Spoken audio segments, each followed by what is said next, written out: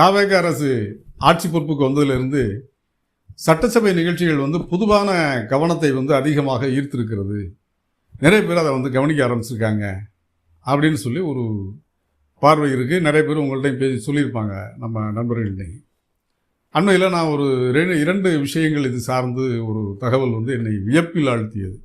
அதிர்ச்சின்னு சொல்கிறதுக்கு இல்லை, ஏன்னா எல்லோரும் ஏறத்தாழ இதை பார்த்துக்கிட்டு தான் இருக்காங்க. ஆனால் அதன் பின்னணியில் இருக்கிற அந்த வியூகங்கள் பற்றி, செய்தித்துறை சார்ந்த ஒரு பார்வை பற்றி எனக்கு இந்த வியப்பு ஏற்பட்டது. அதை உங்களோட பகிர்ந்துக்கலாம்னு நினச்சேன். ஒரு முக்கியமான முன்னணி தொலைக்காட்சியினுடைய தலைமை பொறுப்பில் இருக்கிற ஒருத்தரை அண்மையில் சந்தித்தேன். அவர் ஒரு செய்தியை சொன்னார். நான் வந்து இப்போ பெரும்பாலும் நிறைய செய்தி தொலைக்காட்சிகளில் இந்த நிகழ்ச்சிகள், சின்ன சின்ன நிகழ்ச்சிகள், சிறிய சிறிய நிகழ்ச்சிகள் தயார் பண்ணி ஒளிபரப்புவாங்க. நான் அந்த இதில் பல நிறுவனங்களில் பணியாற்றிய போது அந்த அனுபவம் இருந்திருக்கு.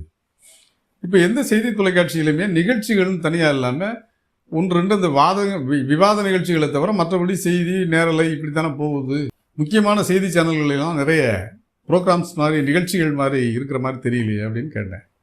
அதுக்கு அவர் என்ன சொன்னார்னா, சார் அதான் சட்டசபை லைவ் இருந்தாலே உங்களுக்கு மக்கள் வந்து சினிமாவை விட இப்போ அதிகமாக வியூவர்ஷிப் கிடைக்குது, பார்வை கிடைக்குது, ரேட்டிங் கிடைக்குதே எங்களுக்கு.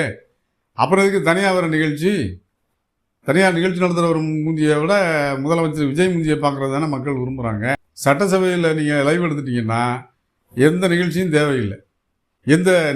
தேவையில்லை. அதுவே வந்து பார்வையாளர்களை வெகுவாக ஈர்க்கிறது, ரேட்டிங் நிறைய வருது அப்படின்னா. இன்னும் அது இப்படி சொல்கிறீங்க அப்படின்னா, மற்றபடி இந்த கருத்துரைகள் அது இது மற்ற நிகழ்ச்சிகள் என்னென்னமோ வெவ்வேறு ஃபார்மில் வந்து நிகழ்ச்சிகள்லாம் பண்ணுவீங்களே, அதெல்லாம் இப்போ தேவையில்லாமல் போச்சா அப்படின்னா உண்மையிலே தேவையில்லாமல் போச்சு. இப்போ சட்டசபை நீங்கள் லைவ் எடுத்தாலே போதும்.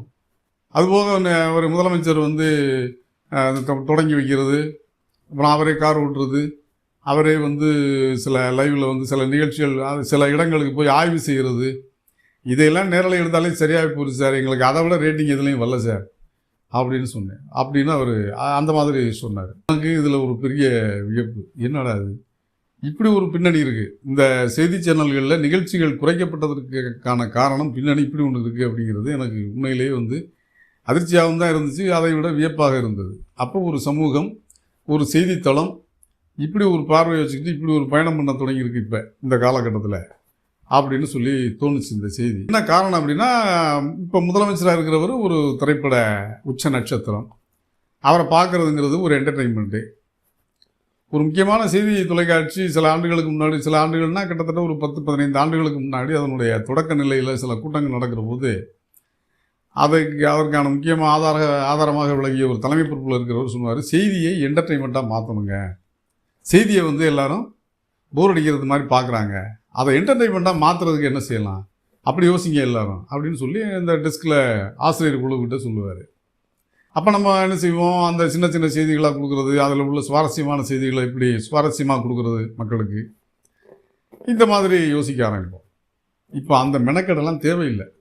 நீங்கள் வாட்டில் லைவை போட்டு விட்டு பேசாமல் உட்காந்துருக்கலாம். ஏன்னா முதலமைச்சர் எங்கே போகிறாரோ அவரை லைவ் போட்டு விட்டு நீங்கள் வாட்டில் இருந்துடலாம் அப்படின்னு சொல்ல வர்றாரு அந்த செய்தி தொலைக்காட்சியினுடைய தலைமை பொறுப்பில் இருக்கிற நண்பர்.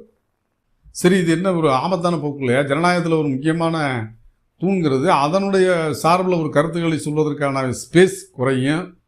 பத்திரிகைகள்லையும் அப்படி தானே பார்ப்பாங்க. ஏன்னா இப்போ சினிமா பேஜ் வந்து நடுப்பக்கத்தில் வரும், பத்திரிகைகளில் ஒரு சில பக்கங்களில் வரும், இல்லை கடைசி வண்ணப்படங்களோட கடைசியில் வரும்.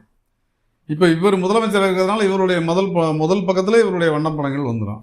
இப்போ பத்திரிகைகளும் ஏறத்தாழ அந்த நிலையில் தான் இருக்குது அப்படிங்கிறத நம்ம புரிஞ்சுக்கிற முடியுது. இது வந்து செய்தித்துறை சார்ந்த ஒருத்தருடைய கருத்து பார்வை. இன்னொரு பிரச்சனை, இப்போ 2 விஷயங்கள் சொன்னேன் இல்லையா, இன்னொரு என்ன அப்படின்னா, எப்போவுமே வந்து சட்டசபையை பரபரப்பாக வைத்திருப்பதற்காக சில யூகங்களை கையாளுகிறார்கள். யார்? ஆளுங்கட்சி தரப்பில் கையாளுறதுனால அதை எதிர்கொள்வதற்கு எதிர்கட்சிகளுடைய தரப்பு, ஆளுங்கட்சி தாவேக அது சார்ந்த கூட்டணி கட்சிகள், பிரதான எதிர்கட்சி திராவிட முன்னேற்ற கழகம், இந்த இரு தரப்புமே வந்து என்னென்னா இந்த பாணியை, இந்த வியூகத்தை கையில் எடுக்க வேண்டிய ஒரு நிலைக்கு ஆளாகியிருக்காங்க இப்போ அப்படின்னு சொல்லப்படுது. என்ன நிலை அப்படின்னா, எந்த நேரம் நீங்கள் பார்த்தீங்கன்னா இப்போ சட்டப்பேரவை கூட்டத்தில் பார்த்தீங்கன்னா எப்போ பார்த்தாலும் எல்லாரும் எழுந்து நின்று கூச்சல் போடுவதை நீங்கள் பார்க்கலாம். இப்போ இன்னைக்கு வியாழக்கிழமை 27ஆம் தேதி சட்டப்பேரவை நிகழ்வுகளை நீங்கள் லைவில் பார்த்துருப்பீங்க. வழக்கம் போல் அமைச்சர் ஆதரவர்ஜுன் அவர்கள் குடிசை மாற்று வாரியத்தை பற்றி பேசுகிறாரு. அப்போ எதிர்த்தரப்பில் திமுக தரப்பில் இருந்து இது என்ன தவறான தகவலை கொடுக்குறீங்கன்னு சொல்லி எல்லாரும் உயிர் எந்திரிக்கிறாங்க. அனைத்து சாதியினரும் அர்ச்சகராகலாம் அப்படிங்கிற அந்த அரசாணை நீங்கள் போட்டீங்க. ஆனால் எத்தனை பேர் அர்ச்சகரானாங்க? 30 பேருக்கு 30 பேரோ 32 பேரோ தான் அந்த பணியை நியமிச்சிங்க. மற்றதெல்லாம் அப்படியே கடப்பில் போட்டீங்க, வழக்கை காரணம் காட்டி அப்படின்னு இன்னொரு குற்றச்சாட்டை வச்சார். அப்போ இதுக்கும் அவங்க வந்து எந்திரிச்சு எதிர்வினையாற்ற வேண்டிய நெருக்கடி யாருக்கு வருது? எதிர்கட்சிக்கு வருது. என்ன பிரச்சனை அப்படின்னா, இது வந்து உதாரணத்துக்கு சொன்னேன். இது வந்து இன்றைய நிகழ்வில் உள்ளது. நீங்கள் பார்த்துருப்பீங்க, பரபரப்பாக அந்த வாதங்கள் நடந்திருக்கும். குடிசை மாற்று வாரியம்ங்கிற அந்த இதை உருவாக்குனது 70 திராவிட முன்னேற்ற கழகத்தினுடைய ஆட்சி காலத்தில் கலைஞர் முதலமைச்சராக இருக்கையில் தான் முதல்ல அதை உருவாக்குறாரு. அதை அவங்க சொல்கிறாங்க அவங்க தரப்பில். இதில் என்ன பிரச்சனை அப்படின்னா, இது இல்லை மேட்ரு. இது வந்து இந்த வரலாறு அவங்க பதில் சொல்லியிருப்பாங்க, அதை கேட்டிருப்பீங்க. இப்போ இது என்ன, இதில் இந்த முதல்ல வந்து செய்தி இந்த துறைகள் வந்து இந்த சட்டசபை நிகழ்ச்சிகளை எப்படி பார்க்குது அப்படின்னு சொல்லி பார்த்தோம். இப்போ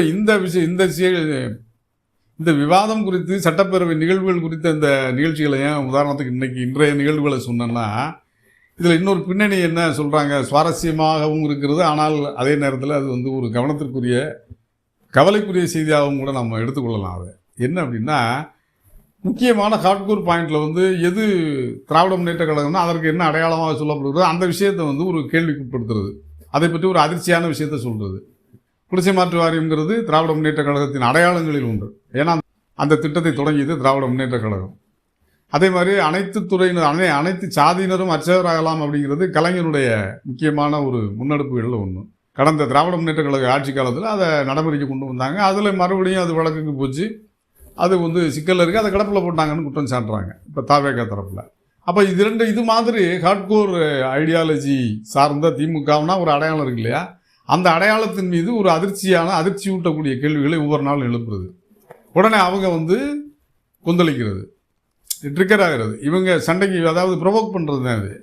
அந்த மாதிரி ஒரு திட்டத்தோடு தான் தாவேகா வந்து திட்டமிடுகிறது. தாவேகா கூட்டணியில் உள்ள கட்சிகள் வந்து திராவிட முன்னேற்ற கழகத்தை வம்புக்கிழுக்கிறது போல ஒரு விஷயத்தை பரபரப்பாக பேசுவதற்கென்றே திட்டமிட்டு வருகிறார்கள். ஒவ்வொரு நாளும் வந்து வாதத்தை விட இந்த மாதிரியான தாக்குதல்களும் பதில் தாக்குதல்களும் தான் நடந்துகிட்டு இருக்கிறது ஒழிய ஆக்கரீதியான கருத்து பரிவர்த்தனைகள் மிக குறைவாக இருக்கிறது அப்படிங்கிறது ஒரு பார்வையாக இருக்கிறது. அப்போ இந்த 2 விஷயங்களையும் பார்த்தீங்கன்னா, ஒன்று செய்தித்துறை என்ன சொல்லுது, எங்களுக்கு வந்து இப்போ நிகழ்ச்சிகள்லாம் தேவையில்லைங்க, ரொம்ப கருத்து இருந்தெல்லாம் தேவையில்லை, இப்போ வந்து நாங்கள் வரல லைவை போட்டுக்கிட்டு உட்காந்தா போதும் ரேட்டிங் வந்துடும் அப்படிங்கிற லெவலில் அவங்க தரப்பில் ஒரு பார்வை இருக்குது. அரசியல் கட்சிகளுடைய நிலைமை என்ன ஆகுதுன்னா, அரசியல் தளத்தில் சட்டப்பேரவை நிகழ்வுகளில் வந்து ஒரு எதிர்கட்சி மேலே அவங்களுடைய அடையாளங்கள் மீது கல்லறிகிறது. அப்புறம் அதனால அவங்க அதிர்ச்சியாகி திருப்பி பதிலுக்கு இவர்கள் சர்ச்சைக்குரிய விஷயங்களை இவங்க மேலே பேசுறது, இவர்களை பற்றி ஏதாவது பேசுறது, மக்களுக்கான பிரச்சனைகளை பேசுவதிலிருந்து அந்த சட்டப்பேரவை அந்த அமைப்பு ஜனநாயகத்தினுடைய முக்கியமான ஒரு உயர்ந்த அமைப்பு விலகி செல்கிறது அப்படிங்கிறது கவலைக்குரியதா இல்லையா? நீங்கள் வந்து கேள்விகளும் பதிலும் ஒரு ஆளுங்கட்சி நீங்கள் இந்த திட்டத்தில் இன்னும் குறை வச்சிங்கன்னு எதிர்கட்சிகள் சுட்டி காட்டணும், அதற்கு ஆளுங்கட்சி தரப்பில் பதில் கொடுக்கணும், அல்லது ஆளுங்கட்சி தரப்பில் என்னென்னது பண்ணிக்கிட்டு இருக்கணுங்கிறத விளக்கத்தை கொடுக்கணும். இவங்க வந்து அதுக்கு தரப்பில் இல்லை இதெல்லாம் குறைகள் இருக்குன்னு எதிர்கட்சி தரப்பில் சொல்லணும். ஆனால் இதுகெல்லாம் விட என்னென்னா, தனிநபர் தாக்குதல், அப்புறம் குறித்த ஒரு அவதூறு மாதிரியோ அல்லது ஒரு அதிர்ச்சி ஊட்டக்கூடிய தகவலின் அடிப்படையிலோ அந்த வாதத்திற்கு தொடர்பில்லாத தகவல்கள் அங்கே பேசப்படுது. அவர் சபாநாயகர் நிறைய தவணை சொல்கிறாரு, நீங்கள் வெளியில் இருக்கிறதெல்லாம் இங்கே பேசாதீங்க, அவை குறிப்பிலிருந்து நீக்கிட்டே இருக்கோம் அப்படின்னு. அவை குறிப்பிலிருந்து நீக்கினாலும் லைவில் போகிறது தான் அப்படிங்கிறத எதிர்க்கட்சி தலைவர் உதயநிதி ஸ்டாலின் அவர்கள் சில நாட்களுக்கு முன்னாடி சுட்டி காட்டினார். அதுவும் யதார்த்தம் தான். நீ என்னதான் அவை குறிப்பிலிருந்து நீக்கினாலும் இந்த காணொலி வந்து லைவில் போனால் தான் கட் பண்ணி அவங்க போட்டுக்கிட்டு தான் இருக்காங்க, அது வந்து வைரல் ஆகிக்கிட்டு இருக்கு அப்படிங்கிற குற்றச்சாட்டும் இருக்குது. அதை நாங்கள் வந்து விசாரணை நடத்துவோம், உரிமை குழுவுக்கு அனுப்புவோம் அப்படிங்கிறதெல்லாம் வந்து சபாநாயகர் சொல்கிறாரு. ஆனாலும் என்னதான் இதற்கு வந்து விளக்கங்கள் சொல்லப்பட்டாலும் இந்த நிகழ்வுகள் அனைத்துமே டோட்டலாக நமக்கு ஒரு பிக்சர் உருவத்தை என்ன கொடுக்குதுன்னா, ஜனநாயகத்தின் மீதான அந்த ஜனநாயகத்தினுடைய விழுமியமே வந்து சட்டப்பேரவை தான். ஒரு விழுமிய அமைப்பு, உயர்ந்த அமைப்பு. அந்த அமைப்புக்குள்ள மக்கள் பிரச்சனைகள் வாதிக்கப்பட வேண்டியதற்கு பதிலாக இது வந்து ரொம்ப கொச்சையாகவும் ரொம்ப மலினமான தனிமனித அல்லது ரொம்ப தொடர்பில்லாத கருத்துக்கள் குறித்தும் அங்கே வாதிக்கப்படுகிறது. அது வந்து அன்றாடம் பரபரப்புக்காக இது செய்யப்படுகிறது, திட்டமிட்டு செய்யப்படுகிறது அப்படிங்கிற குற்றச்சாட்டு எழுந்திருப்பது மிகவும் கவலைக்குரியதாக இருக்கிறது. ஜனநாயகத்தில் வந்து மக்கள் பிரச்சனைகளை பேசுவதற்கு தான் நம்ம எந்த கட்சியாக இருந்தாலும் அவர்களை தேர்ந்தெடுத்து சட்டப்பேரவைக்கு அனுப்புகிறோம்.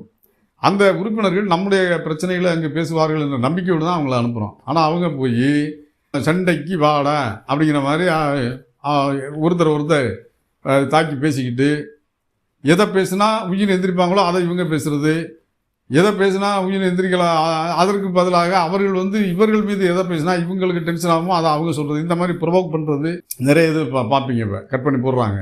என்ன போடுறாங்க? Action reaction. இப்போ ஒரு அமைச்சர் ஆதவர்ஜுனா ஒன்று சொல்லுவார், அது ஆக்ஷன். அதை மறுக்கிறதுக்கு திமுக தரப்பில் ஒருத்தர் பேசுவார், அது ரியாக்ஷன். அதே மாதிரி திமுக தரப்பில் ஏதாவது சொன்னால் ஆக்ஷன், இது ரியாக்ஷன். இப்படி இது வந்து நீங்கள் வந்து இப்போ காவிரி பிரச்சனை தொடர்பாக ஒரு டீட்டெயிலாக வாதம் போச்சு, என்னென்ன நடந்துச்சு, நமக்கு ஏன் இந்த தவணை என்ன திறக்க முடியல, இவ்வளோ லேட் ஆகுது அப்படின்னு ஆக்ஷன் ரியாக்ஷன் இருந்தால் கூட பரவாயில்ல. அது மாதிரி நான் உதாரணத்துக்கு சொல்கிறேன். இது மாதிரி எத்தனையோ பிரச்சனை. இப்போ கனிமவள சட்டம், திருத்த சட்டம், கனிமம் சுரங்கத்துக்கு சட்டம், மாநில அரசுக்கான அந்த வரி விதிக்கிற உரிமை போச்சு. அதை பற்றி ஏதாவது விரிவான வாதம் நடந்துச்சா நம்ம சட்டப்பேரவையில்? அதெல்லாம் நடக்கலை. அப்போ இது என்ன நடந்துக்கிட்டு இருக்கு? இப்போ என்ன நடந்துக்கிட்டுங்கிறத நீங்கள் பார்த்துக்கிட்டு இருப்பீங்க. என்ன பேசுகிறாங்க, அதிகமாக என்ன பேசப்படுகிறது, சட்டப்பேரவையுடைய காட்சிகளில் அதிகமாக என்ன பார்க்க முடியுது, நமக்கு தென்படுது அப்படிங்கிறத நம்ம மக்கள் பார்த்துக்கிட்டு தான் இருக்கீங்க.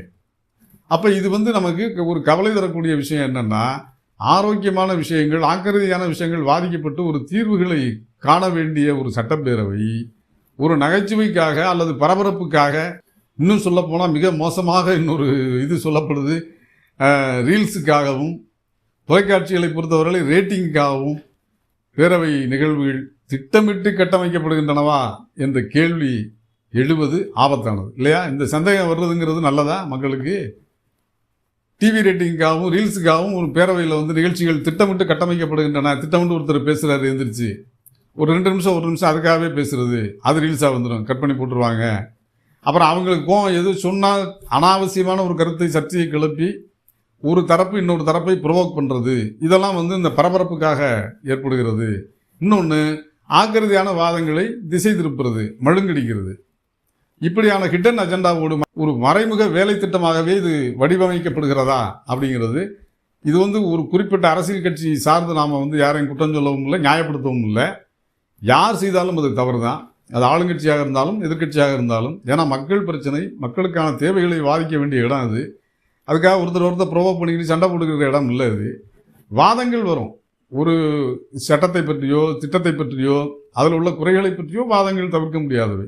அப்போ வந்து அங்கொன்றும் இங்கொன்றுமாக சில சுவாரஸ்யமான தகவல்களை பழைய தலைவர்கள் வந்து குறிப்பிட்டு பேசுவதுண்டு, தாக்குதல்களும் நடந்ததுண்டு. ஆனால் இப்போ பார்த்தீங்கன்னா அன்றாட நிகழ்வே அதுவாகத்தான் இருக்கிறது. பேரவையின் பெருவாரியான நிகழ்வுகளே சம்மந்தம் இல்லாமல் வந்து இந்த மாதிரியான ஒரு ப்ரொவோக் பண்ணுறது, அதை வந்து பெருசாக எல்லாரும் இந்த பக்கம் பேசும்போது கைதட்ட வைக்கிறது, அப்புறம் அதுக்கு கும்பலோ எந்திரிச்சு அவங்கள எதிர்ப்பு தெரிவிக்க வைக்கிறது அப்படின்னு சொல்லி ஒரு பார்வை இருக்குது. அது நல்லது இல்லை. நல்ல ஒரு ஆரோக்கியமான ஒரு ஜனநாயகத்திற்கு ஒரு ஆரோக்கியமான ஒரு சூழல் இல்லை.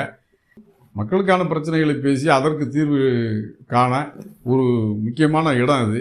அதை நோக்கி இந்த அரசு அதனுடைய பயணத்தை நடத்தினால் எல்லாருக்கும் நல்லது. ஏன்னா ஒரு புதிய அரசு அமைந்திருக்கிறது, புதிய போக்குகள் தென்படுகிறது. அந்த அரசின் மீது மக்களுக்கு பெரிய நம்பிக்கை இருக்கிறது, எதிர்பார்ப்பு இருக்கிறது. இதையெல்லாம் மனதில் கொண்டு இந்த அரசு வந்து செயல்பட வேண்டும் என்பது தான் மக்களுடைய எதிர்பார்ப்பு.